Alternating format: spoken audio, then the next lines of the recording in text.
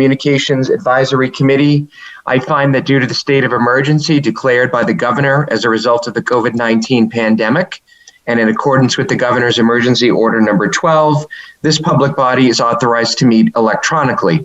Public notice of this meeting was posted on the town website and on the bulletin board of the town offices at 10 Front Street. As provided in that public notice, the public may access the meeting online and via telephone. Please note that all votes taken during this meeting shall be done by roll call vote. We can start the meeting by taking a roll call attendance, and when each member states their presence, please also state whether there's anyone in the room with you during this meeting and who that person is. This is required under the right to know law. I can begin with myself. My name is Connor Berry, and I'm here alone in my home office. Martha McEntee. I'm Martha McEntee. I'm home alone. Okay. Good morning, Martha. Bevan Kennedy. Bevan Kennedy. Yes, I am alone in the room. Okay. And Bob Glowacki. I'm here and I'm alone. Okay. Andy Swanson. Yep, I'm here and I'm in my office and I'm alone. Okay, excellent. Well, I can just go down the rest of the roll call. I know that Nina Braun does not appear to be here with us at this moment. Lindsay Sonnet also does not appear to be here this morning. And the select board designee, Daryl Brown, does not appear to be with us at this moment. So hopefully, I believe they were aware of the meeting, and I didn't get any indication from them that they could not be here. So I'm going to chalk it up to maybe tech issues or something at this point. But I also wanted to acknowledge a few guests that we also have this morning on the call. I had the pleasure of meeting with them. Was this last week? Time is really getting away from me. Okay, yes. I had a meeting with them, with Bob and Andy, also in attendance. And they work for a company based out in, was it the Midwest or maybe Southwest, called Text My Government. And they, in my opinion, can provide a really great, valuable service to our town and our residents. And as part of our ongoing project to improve town communications, we have reached out to them as a potential vendor to provide their services. So they are graciously volunteering some time to jump on the call with us this morning and do a brief demo of the services. It doesn't have to be nearly as in-depth as our last call, because I'm trying to be cognizant of everyone's time. But while we do have a few committee members on with us this morning, I'd like to turn it over to both of you, and you can hopefully share your screen easily enough and kind of walk us through Text My Government. Cool. Perfect. Thank you guys for your time. I appreciate it. We'll try to keep this as brief as possible. I'd like to leave some time at the end for questions for you guys also. So we'll just run through this. Just to give you an idea, my name's Colin Mackey. This is Ashlyn. Okay. And we are just with Text My Government. Text My Government, what we do is we help with communications through text messaging. We're highly configurable, so everything that I'm going to just show you today can be configured to your guys' city there. There's no downloaded needed on the citizen standpoint or on the city standpoint also. We do have an annual fee, but we do not increase that fee. We try not to increase that fee for you guys. We keep it the same. We do have unlimited users, training, and support also. So that basically means anyone in the city can use this on the citizen standpoint or on the city standpoint. Same with training and support. To get started, what I'd like you guys to do, just so that you can experience what Text My Government is, if you would like to text the word Exeter TV to that 435-265-4446. We're not going to use your number for anything. Andy and Bob and Connor have used it already, and we haven't texted them endlessly, so we won't be sharing that number anymore. So I'll just give you a moment so that you can test it out, and then I'm going to pull in the internal side of Text My Government so you guys can kind of see what it looks like on the internal side.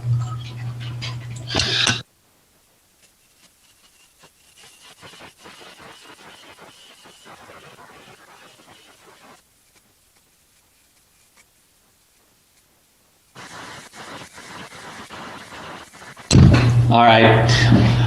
Just to give you an idea, the three things that we feel that TextMyGov really helps with entities, and just to keep in mind that we only work with government agencies. We don't work with the private sector. We only work with government. The three things that we do, we help with reporting issues. So a citizen's going to be able to take a picture of something, and they're going to be able to send in that information. It's going to get emailed to the right department.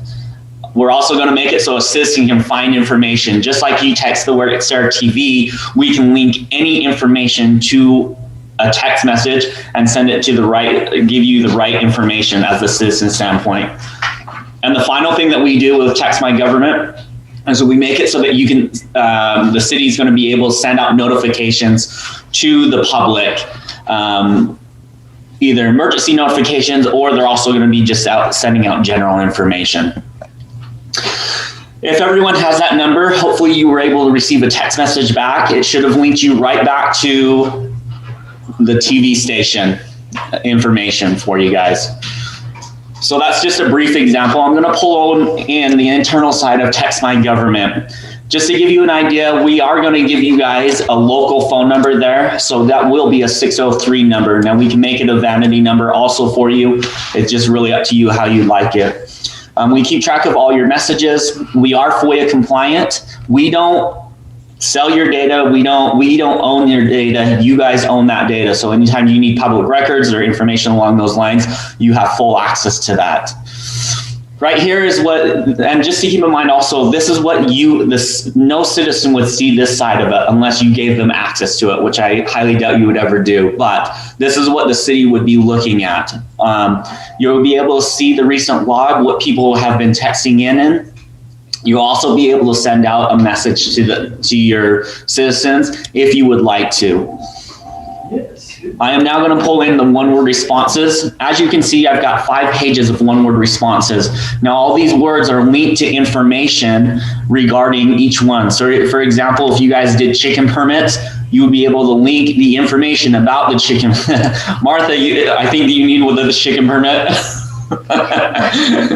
You'll be able to link the information. Great idea. Why didn't we think of that before? So you'll be able to either give them information, or you can attach PDFs to this. You can attach any information that you want to on this. We also make it so that a citizen is not always going to text in the correct word. So we've added these trigger words in there so that they'll always be able to get the right information. We also keep track of messages that are not recognized. So if we don't have a one-word response in here on the left-hand side, we'll be able to keep track of that. And we also are able to link this system to your guys' website, and it will search your website and it will send them back a message also. I'm going to move on to the next part of Text My Government for you guys. I know I'm kind of going quickly, but I'm trying to respect your guys' time on this. This is where a citizen is going to be able to report information to you guys. What it's going to do is basically, if you wanted to, you could text the word code and it would send you back a response of this right now. What the citizen is going to do is it's now going to prompt them for all that information. So then it will say, okay, enter the description of the code issue, enter the location, what's your name, upload a picture of it. Then it's going to compress all this down into an email, and it's going to email it to the right departments so that the citizen knows that it's getting responded to. We've been able to use this for park rentals, animal control, an assortment of different things that we can use this for, a reporting tool for citizens. We know citizens aren't reporting issues from 9 to 5. They report them usually after hours or on the weekend. So this is a way that citizens feel like and are able to report issues.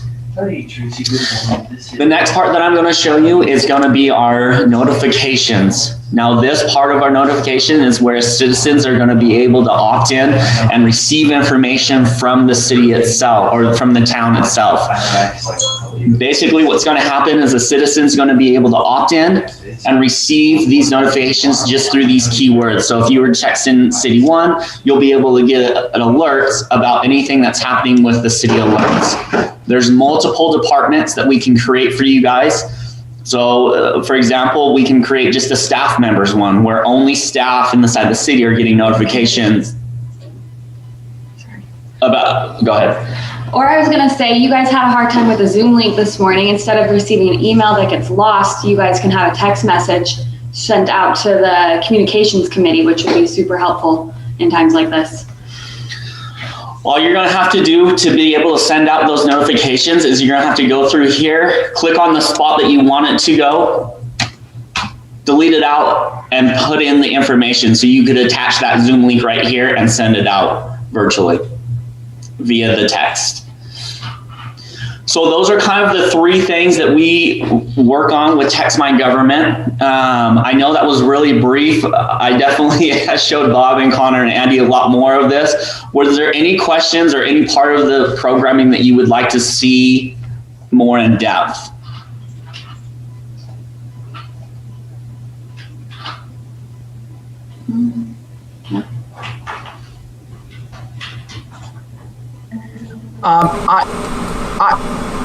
I think I'm all set. We want to be respectful of your time as well. I think what I can do is follow up. It looks like we actually have another committee member that joined us as you were presenting. And I can just kind of follow up with the committee. We can discuss it more based on my notes and Bob and Andy's notes from our meeting. And then I don't know exactly what the next step would be. I think if this committee were to recommend using this service, we'd obviously want to get a quote for the cost and, maybe ask a few more questions so that we can present it to most likely the city manager first, maybe in conjunction with our select board. And then if you'd be so kind, it might be helpful to have you actually present a demo to the select board as well, because we will need their buy-in, certainly. So I really appreciate it. As we've just been sitting here, I don't know if any of the committee members had come up with any other questions. Lindsay, I know you just got on a moment ago in the midst of this presentation, so I can give you a little more context. But if we don't have anything else, Colin and Ashlyn, this was great. We really appreciate you. Oh, Martha, go ahead. Just a quick question. Are there any other towns in New Hampshire that are using this service right now that you know? At this moment, we don't have anyone in New Hampshire using the service. We do have 1,700 agencies using our systems at the moment. I think we sent over some references to Andy and Bob that you can definitely use also. Okay, follow up with them then. Thank you very much. Yes, ma'am. And you definitely have contracts with similarly sized towns. I think Exeter is approximately 16,000 people. Yeah, okay. Yes, sir. We sent, I think this is, we sent over towns that are similar in size. Okay, excellent. Yeah, we can take a look at those references. I appreciate you sending that along. Yes, sir. All right, excellent. Well, if there were no other questions, it doesn't look like there is. I will let you guys go. I didn't realize, it didn't occur to me how early it was. I was seeing the clock on the bottom of your screen. So have a cup of coffee or take a nap or something. All right. Well, I really appreciate it. I'm glad this all got to line up with everyone's schedules. And I really appreciate it. And you two are free to go whenever. We're just going to keep kind of rolling through our meeting here. But thank you so much. Thank you. Have a good one. Great. You too. Okay, so just for the record, Lindsay Sonnet, one of our committee members, joined us. And Lindsay, just to fill you in, give you a little context, I really wasn't able to say much about them before they came on. Text My Government is a company that specializes in software that local towns and government agencies can use to interact with their citizens. And there's a variety of different services. It's all customizable. But as we just saw, basically the best features that was really attractive about it to us were that people can basically text a code to a number that we are maintaining at the town. And based on what that code is, it could be, trash pickup information or trash or something. The code would be received by the town. The town would automatically generate, information to text back to them. Another thing that they do, which is great, is reporting incidents, which I realize we kind of have that function with the app, the town's app that we use. So if someone wants to report a pothole, they could text pothole to this number, and then the number would text them back asking for maybe more information, where's the location, etc. And then the last thing is citizens can opt into receiving text message alerts from the town. And I think if you want to put your number in a database and you want to receive alerts about what do they call it when the winter storm advisory that cars cannot be parked in public roads for snow plowing on this day, you would receive that text message from the town automatically. So I think there's obviously a lot of questions that come along with it. We had asked them a million questions. I think we were chatting with them for over an hour when we met with them. My primary concern with opting in is someone, the town maintaining someone's personal cell phone number is obviously the confidentiality and privacy concerns. I'd want to make sure it was very easy for people to opt out, to not maintain their number on a, public database. But I like that it's something you don't have to necessarily download, or you don't download anything. Whereas I felt like the town mobile app, people having to download something might dissuade them from doing it, as opposed to, something as easy as just sending a text off to this number. So I think it's customizable. Bob and Andy, I know that they had sent you some references. Did you happen to look at that information, and did they send you a quote for the cost?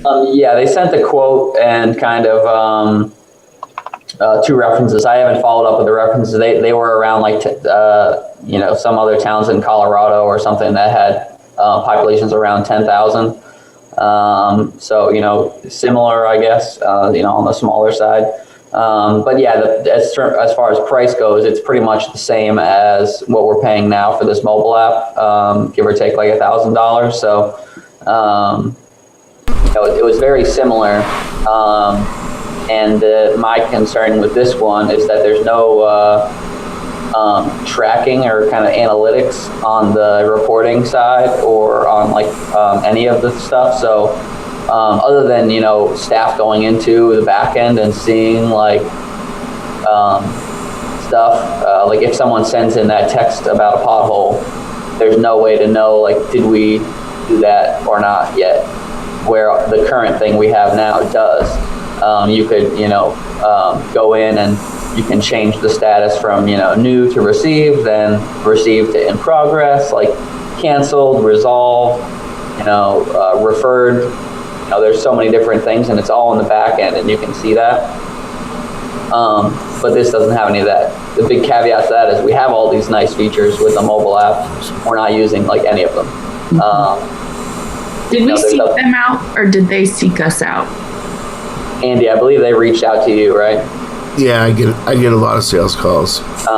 And so, I mean, I went into it, like most sales calls, just being like, well, we'll see what they do. But it actually, the whole texting thing, and I've had several staff people ask me about how we can send out text alerts, and I didn't really know how that can be done, because we do, a few departments use MailChimp, like construction updates, but it's, text is, I think, a big, text and email are more so important than other methods of communication, I think. I know at least all my employees and a lot of people these days, they don't want to call somebody. They don't want to get a call. They want to get a text, or they want to text somebody. And it seems really not that invasive. I'm sure all of us have signed up at one point or another for some text alerts for something. So, it would have been really helpful, like when the town offices had to be closed for a week because of COVID. How would you have known that unless, you go on the town website? Most people are just showing up at the town clerk's office wanting to do something, and then they go, and the door's locked. So, that, I think that kind of reporting, that kind of text message alerting system is a great feature. And it's something that we're just... Yeah, I like text alerts because it comes in front of you. I've never been a big fan of that mobile app that we have, and I've always been skeptical that there would ever be much buy-in from the town, right? Because you have to have another thing you have to go into and find what you're looking for rather than it coming right in front of you. Right. Bevan, you have your hand up? Do we have a sense of, with your conversations with them, what the sort of pickup rate would be? So if you have a town of, 10,000 to 15,000, is it, less than 50% that end up using, when you compare it towards the population versus, just kind of putting it out there and paying for a service? I would be interested to know what the user rate is with a service like this, maybe not this particular one, but, any kind of sort of text message alert or text message interface would be helpful to know. Yeah, they definitely, they kind of, the way the sort of the pricing works a little bit is with the number of texts that you have in your plan, I guess. And they have estimates or averages of like this population size would use this many texts. So, but they also should be able to give us like a number of unique numbers that text in, I would assume, or something like that. So I can see if they have anything, any stats like that. Because I don't know, I mean, looking at our usage for the mobile app, it's not very, large. Like I'm still amazed at how many still have it. Like I think there's, more than 1,000 people who have downloaded this app at one point or another, which is like, that's a lot of people. But in terms of the whole town and like how many were staff and, do they use it every day? We're not getting people reporting issues. It's a few same people, but the other big part of the thing is the buy-in of the town staff to use either of these things. I think that was a big shortfall of the mobile app because there's a lot of, features that we just, it's nice to have that. And that's another thing in both report issue things, Text My Gov or our app, you can talk back and forth. Like you can go into the text report and then you can text them like, hey, I need some more information. I'm not exactly sure where that picture was taken or your address. And you could also do that in the mobile app. But most of the time someone will report something in the mobile app and then town staff would just change it from new to resolved, and the citizen has no idea, was it fixed, a thank you or anything. There was nothing given back to the citizen. So like the whole point of the two-way communication was, mute. So that's another, thing to think about. But maybe simplifying it with something like Text My Gov, and kind of putting the outlining expectations at the start that it's not going to be so much two-way. It's more like, quickly finding info and stuff like that. Maybe more people would like it. Okay.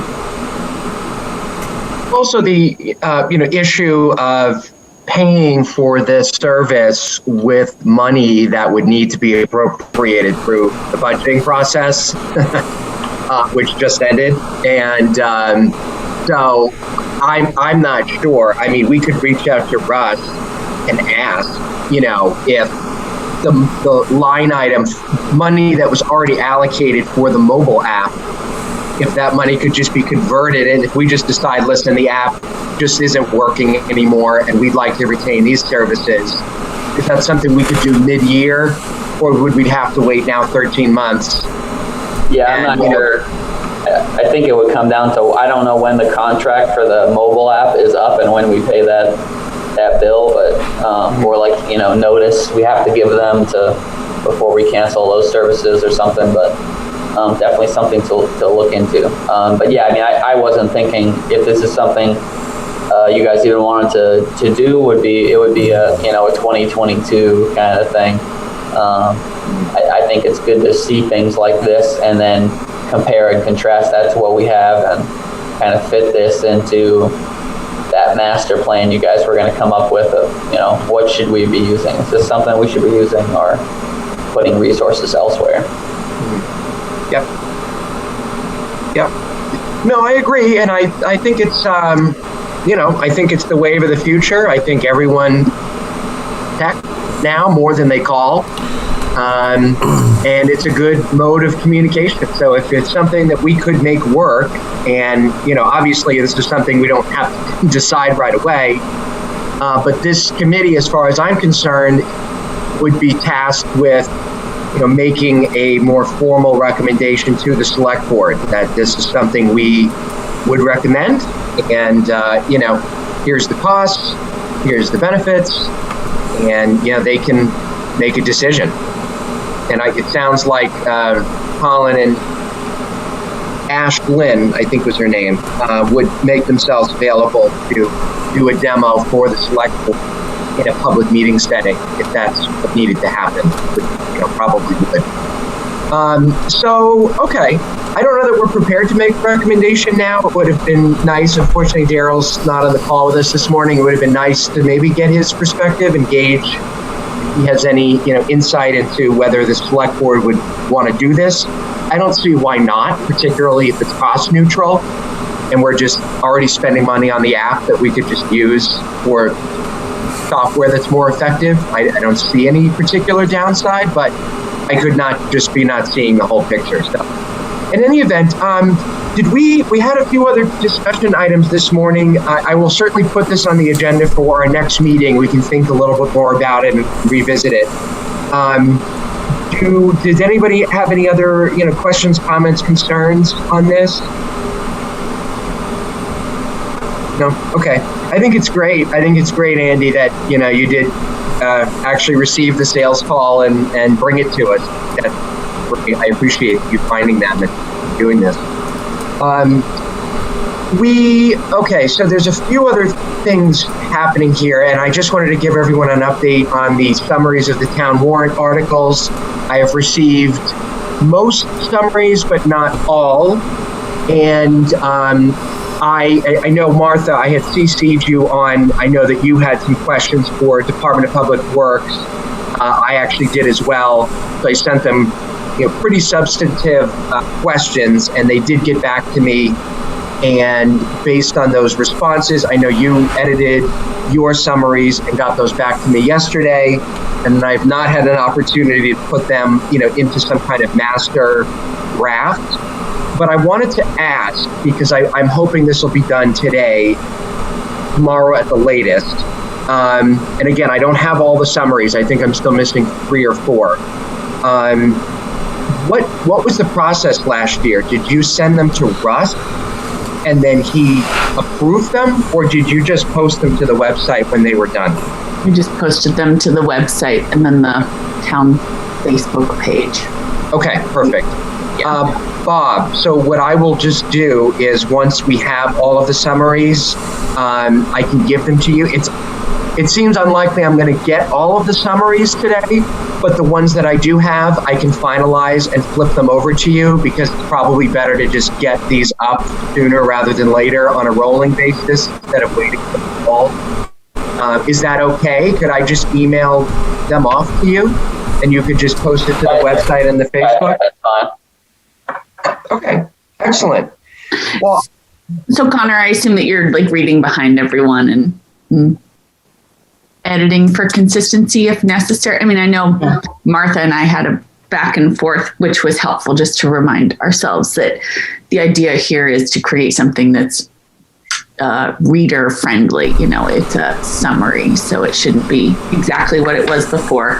So I feel like there's definitely consistency among the ones that she and I both worked on. But beyond that, is that where you come in, Connor? Yeah, I'm happy to do that. That's sort of what I've been doing, is so that it doesn't have to read as if the same person did all the summaries. But yeah, I mean, maybe just figuring out, like, even just using the word appropriating versus spending, you know? I mean, sometimes there are just some, like, copy edits that I would suggest to make things a little more readable. Because some of these warrants, I mean, I'm glad that we're doing these summaries, but some of them read, they're just so funky. It's like, who wrote this? I don't even know who did this. What were you trying to say? And I do agree, particularly on the issue of, you know, the bond repayment issues. I know, Martha, I think you had one that had like a lot of bond repayment language, and it was just really in the weeds. Torture.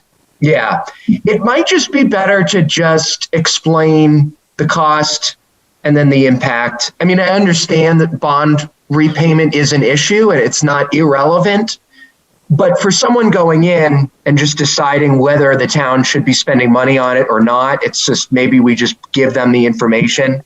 Can I just make an observation? I think I'm not really that familiar with how all the town finances operate, but as I saw it, there were a couple of things. There were either things that had an immediate tax impact, right, that were going to hit real estate taxes, things that were going to be paid for by other fees, like the water and the sewer charges, and stuff in between, stuff that came from other pockets of money. And if we could find a consistent way to just talk about which wallet, it would be useful. My concern at this point is that we're so late getting this out that I think we just need to get something done and posted quickly. And if I may be so bold, after going through this painful process now, it occurs to me that we should really approach Russ about how we do this in the future, because the fact sheet that people get before the deliberative session should include user-friendly language that's equivalent to these summaries that we're doing. They shouldn't have to come out separately. We should either have someone who edits the fact sheet and makes it readable, or someone who takes the fact sheet and puts an executive summary at the heading for each of the technical things, because there may be technical or legal requirements for him putting in all this obscure language and detail, you know. So if we could just have an executive summary, but I just question, having gone through this process now a couple of times, why we're doing that so late in the game when we could do it as part of the fact sheet that gets out on the deliberative session instead of just a couple of weeks before. We could also pull it out and put it up separately on the website as a one-pager or two-pager, but it doesn't make sense to have everything scattered in the warrant technically itself, then the fact sheet, then these summaries. So that's just my observation.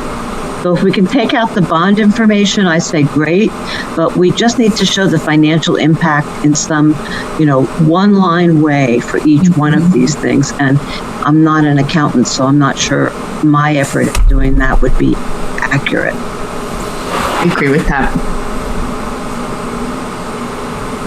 Yep, I fully agree. I wasn't a part of this process last year, but it does seem to me to have the warrant itself and a fact sheet and summaries. It just doesn't quite, it's just too much information. And I think you're right. The fact sheet might have to by law be required to include all of that information, but there's probably a way we could be more helpful at the outset when what I assume happens is Russ asks all of the departments that are affected by these town warrants to give him more information if he doesn't have it already.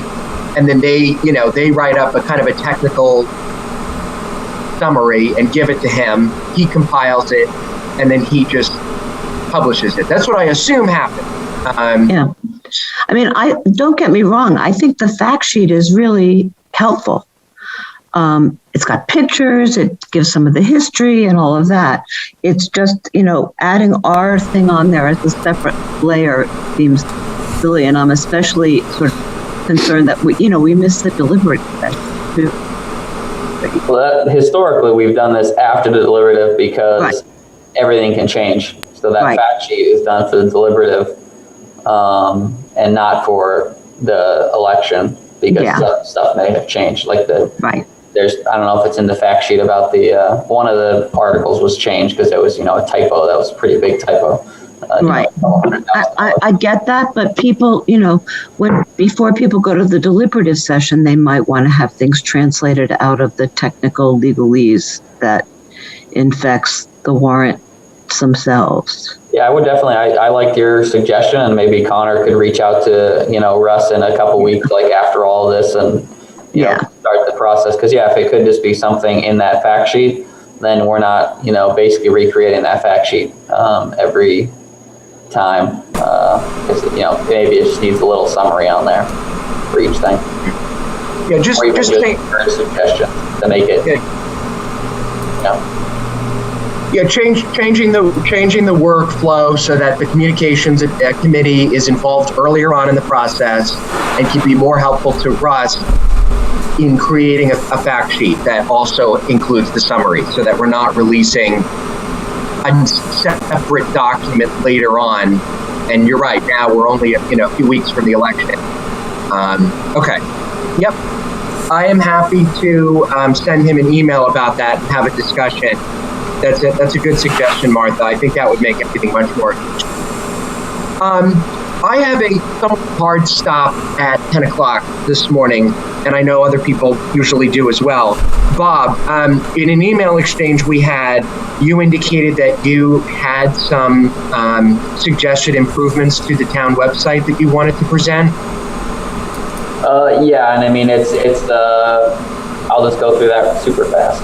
Okay, thanks so much. This was two things I was proposing. I had gone back and forth with our site people about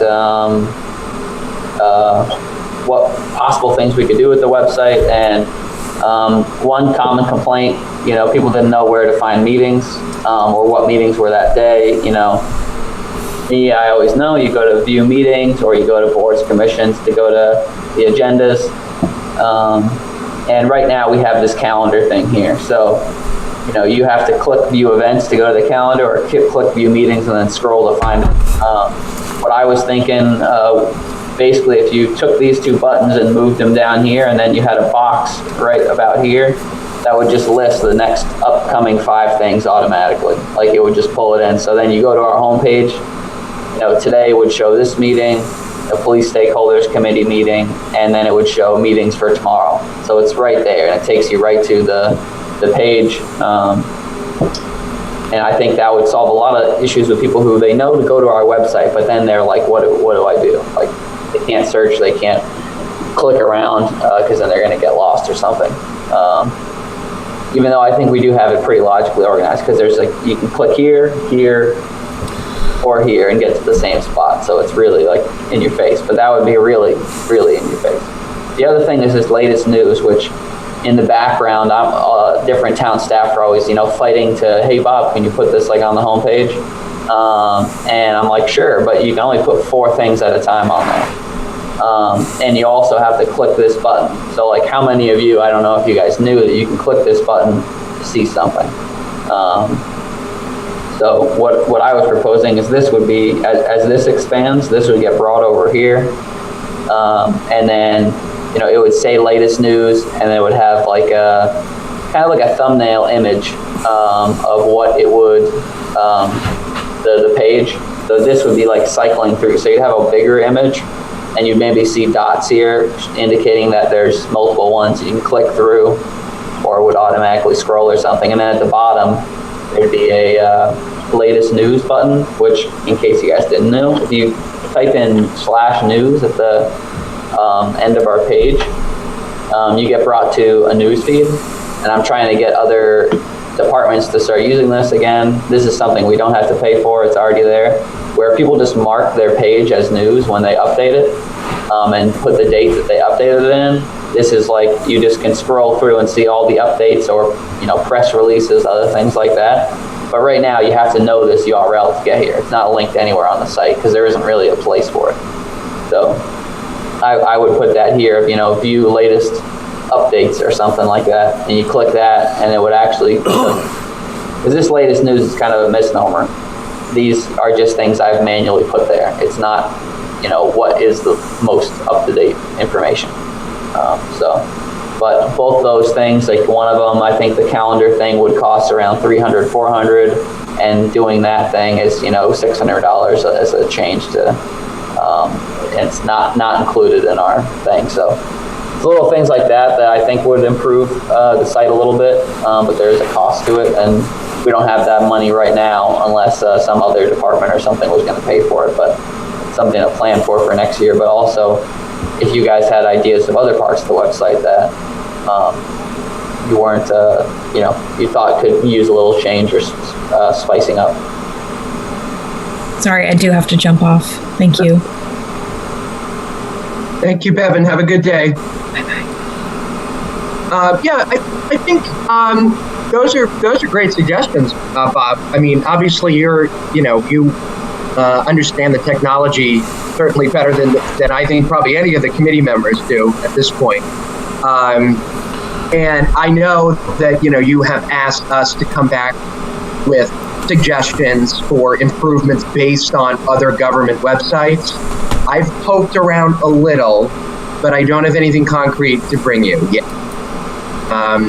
Then I don't want to just come at you with nothing. I want to actually kind of be thoughtful about that and what we can present.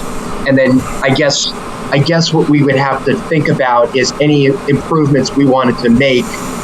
How did you know what the cost would be? Did you ask like our Unicode? I've been going back and forth with Unicode about some options, and there's a bunch of other things we already pay for that I'm just trying to get different departments to use now. That would like a projects database for all DPW projects and CIP projects in one place to see all that. Also, same thing with parks and this news function. But the homepage little edits is we haven't changed our homepage in a while, I don't think, and. I was looking at other sites and said, could you do something like this? And then they take it back to their techs and find out how much it would cost to do that. So okay. I was kind of surprised it was so much, but I don't know much about website costs, so I don't know if that's like, too much, but it seemed like a couple easy fixes that aren't too expensive. So something to maybe plan for next year, unless the committee, thought it was such a important thing to, try and find some funding somewhere else to do it. Yeah, I haven't had many interactions with the select board. I haven't, made requests for money before. I don't know how that goes over. Yeah, it may have to be more of a formal recommendation that we put together, in advance of next year's budgeting season. And we request to be able to make a presentation to them during one of their public meetings, and we go through all of our suggested improvements and the total cost of it. Andy? Has the hand raised there. Yeah, I couldn't find the hand raise button. I've been waiting for quite a while.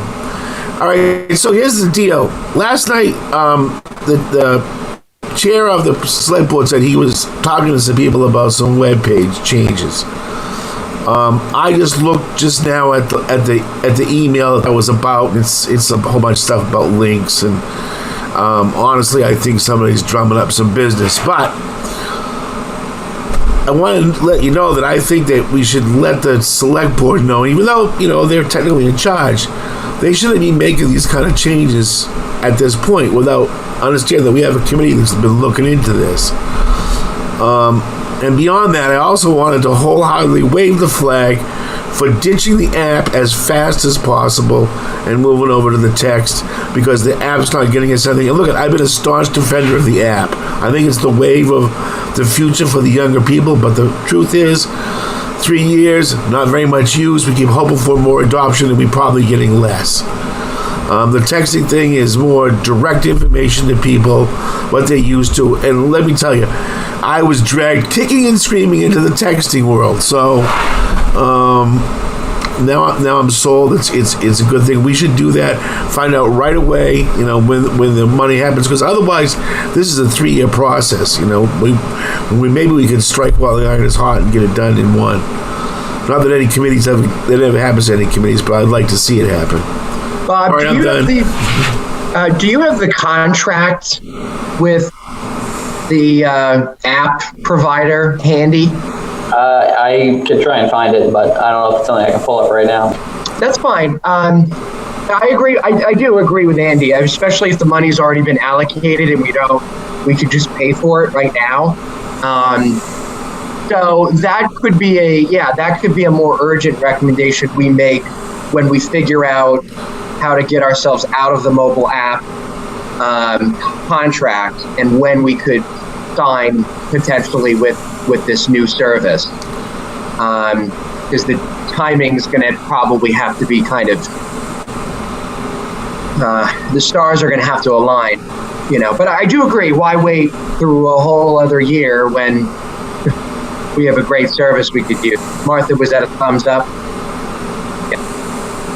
Yeah, I agree. I agree with you guys on that. I think the mobile app as it stands is pretty useless, and this new one looks pretty good. Yeah, I'm looking at it right now. Unless it's changed, in 2018 at least, it was from August of 2018 to August of 2019. So it could be something that's up in August of this year, and I don't know if we would have paid for it last August in 2020 budget, so it means it ends. It would end August 2021, and that's when we would have to be renewing it sometime before then. So it could be something that you could probably switch over to this. Well, you need to look at the notice provisions very carefully in those contracts. Yeah, some of them automatically renew. Yeah, definitely the notice provisions and the termination language. Do we have a termination for convenience? Terminate for any reason, or does there have to be some kind of, whatever we need to do there. And if we can be helpful, Bob, I think both Martha and I work in the legal space, so we can try to, help that. But I'm sure you know what to do. Okay. Yeah, that would be excellent, and that could be something we could more immediately go to the select board with. Okay, so there was some indication during last night's meeting that the select board is trying to make changes to the website now, based on suggestions from town residents. Okay, so first thing, if you look at the agenda, it's under correspondence. And so you don't fly through the whole thing. It's on page 124 of 127. Okay. And it was brought up by the chair, and he did say he wanted to talk to IT before he did anything, which is great, because even though I don't think IT is the place to write web pages, because then you get technical web pages which aren't any help to anybody, but I think that I can let them know that you guys are working on this. You've been working on this for quite a while, and that last time there was people working on a web page, a select board member decided we'll have a new web page, and they voted it through and they did it, and all that other work was just for nothing. And that's the one we currently have, actually. Yeah, I certainly do not want this committee to be putting volunteer hours into something that's just going to, fall away. Okay. Yeah, I mean, looking at it briefly, it's about links to out-of-state businesses or businesses, which we do not do at all. Exactly. So it's saying don't do that, but we already don't do it. So that's probably not something we have to be concerned about. Okay.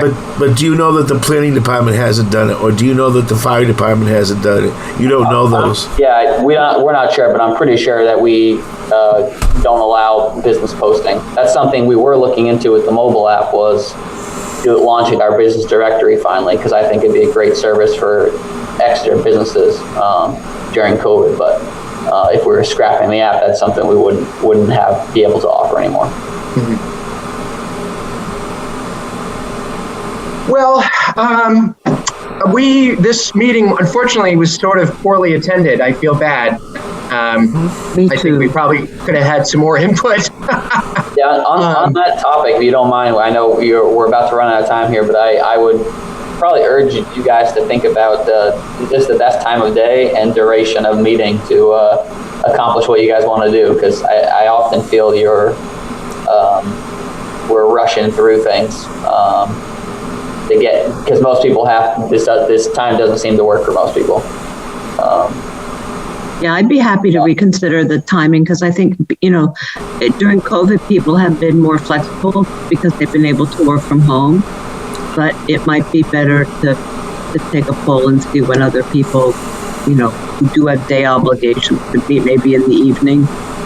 Yeah, I mean, I'm working at my day job right now. Right. It usually starts at 9, and I make it work because I have some flexibility. I'll just work later tonight. But yeah, most other town meetings are in the evenings.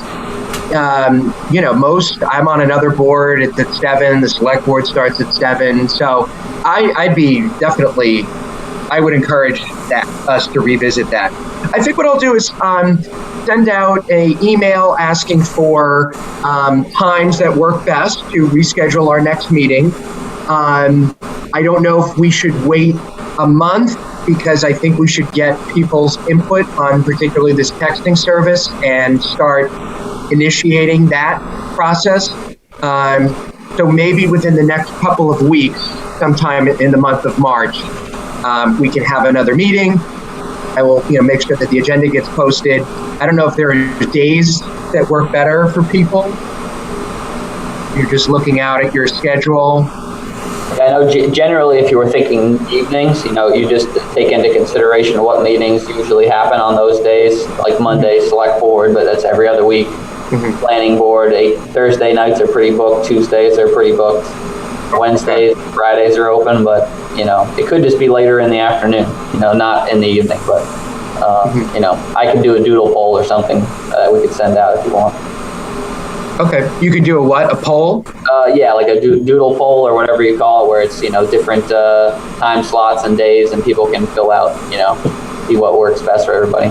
Oh, well, why don't we do that? That would be great. Okay, excellent. Well, with that, I can adjourn the meeting unless there's any other questions, comments, concerns. I think this was a great, really productive meeting. I was glad that the people were able to do their demo for us. That's great. I just would say, I know Martha wanted to bring something up. Maybe she wants to mention it quickly to the agenda for next time. Which something was that, Bob? The agenda posting thing. Oh, yeah. Well, I had some questions from people about the library meeting, and they were unable to find certain information. And it turns out that the library does not post its meeting materials on the general website meeting and agenda calendar. And we all know that the library has a special status because of its First Amendment overlay and is not, quote, under control of the town per se. But it gets to a point where the transparency is not so great. And the library does have that information on its own website, but for an ordinary citizen looking for information, it requires a lot of digging. And so the question that we were talking about is, one, are there other town entities that are not participating in the calendaring process that should be brought in just to make it easier for citizens? And in this case, it was somebody who had recently moved to town who was interested in the library. That's just why that particular issue came up. But is there a way to encourage them to at least put it in that general location, because now we all know how hard it is to find information on that website. So the question came up about, how do we do that? So that's all that's the little nit that came up. This is the library trustees meeting. They meet monthly, is it? Yeah. Yeah, okay. Yeah, and I don't know, for example, I used to be a library trustee, and I don't know the answer as to what their legal requirements are for meetings. They may be the same, or they may be slightly different from other agencies. That's not something that I know a lot about. But, as I understand it, Bob talked to Hope about this when it came up, and she just wanted to put it on their own website. I don't want to open a can of worms by raising this, but it just seems like we should be able to have somebody new to town not have to struggle so much to find out what's going on at the library across the street from the Exeter Mill. I would agree. If they're already creating an agenda to post on their own website, very easy. I just email Pam at the town clerk's office, and she just puts it right up. It's very easy. So I don't think it's too much of a hassle for them, unless they have, as you said, like a particular reason not to. Autonomy. Autonomy, Okay. but it's a question of being able to find the agenda, find the minutes. Originally when I was on the library board, Bob used to come over, and Andy, I think you were there too, and they were actually televised, and then for some reason that stopped completely as well. And I don't understand the public disclosure, public meeting rules as they apply to the library, but there was at least this case of someone who was saying, hey, what the hell is going on over there? That's all. Thanks, Bob, for reminding me about that. Yeah, maybe we can put it on the agenda for next meeting, and we can just kind of discuss it. And if that's a recommendation we'd like to make to the library, I'm happy to send a memo. Or it might be a good idea for us to not target the library in particular, and just have it be a general. Talk to Russ separately about how we might do this, just to make the meeting information more accessible, because there may well be other town-related entities who are not. Yeah, an example is the Exeter Squamscott Local River Advisory Committee. That's something not under the select board, but it sometimes was posted on our site Right. by town staff to just let people know about it, because it affects Exeter. Right. So things like that, maybe, broadly speaking, what meetings concerning to Exeter should we be posting on there, Because it just might be wiser to handle it as a general matter rather than targeting one incident. okay, Because I'm sure this has come up with other things too. yeah, no, that makes sense. Okay, great.